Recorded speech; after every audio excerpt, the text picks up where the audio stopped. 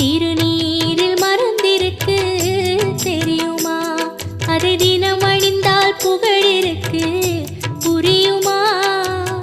கந்தன் திருநீரில் மறந்திருக்கு தெரியுமா?